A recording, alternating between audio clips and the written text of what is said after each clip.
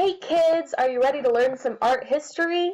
Well, good. So we are learning about this African piece of art called the Veranda post of the enthroned king and senior wife. So some quick facts about it. It was made between 1910 and 1914, and the artist that made it was named Aloe of Ice. I'm just pronouncing things how I think they should be pronounced, so just so you know, it was made in the Ikire region of Nigeria, and it was commissioned by the king of Ikire. Ikire, yeah. So another word for king at the time was Ogowa, and so that comes up sometimes in reading.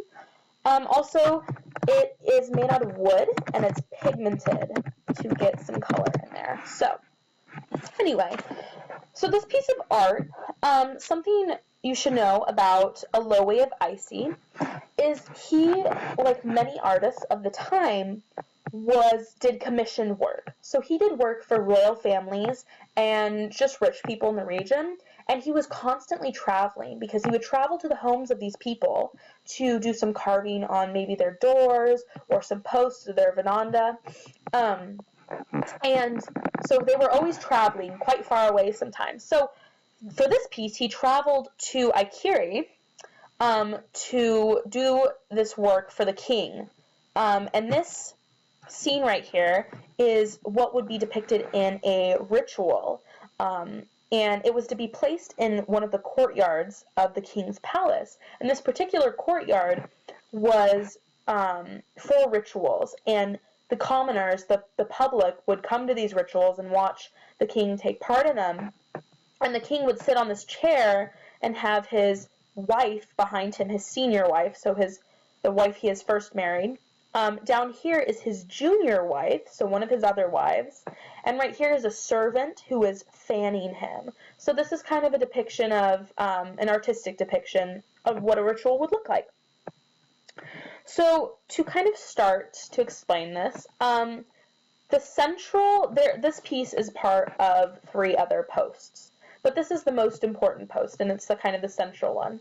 And the central part of this particular post is supposed to be this hat, or this crown sort of thing that the king is wearing. The king obviously is pretty small in stature.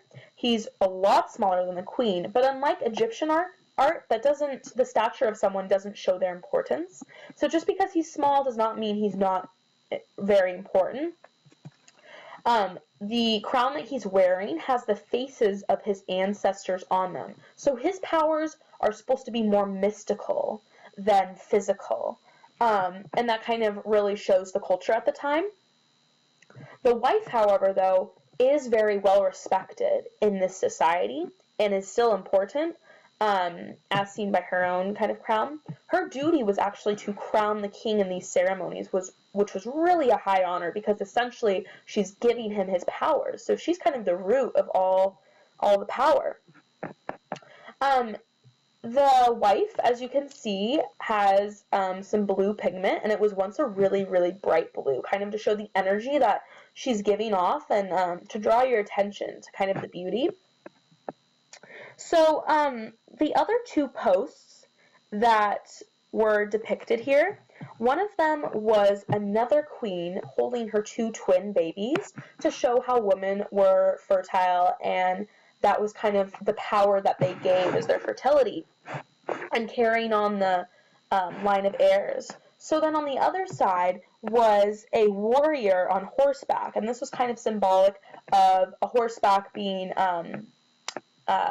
victory in war, and so it was kind of the power that the Ikire region had, and their military prominence.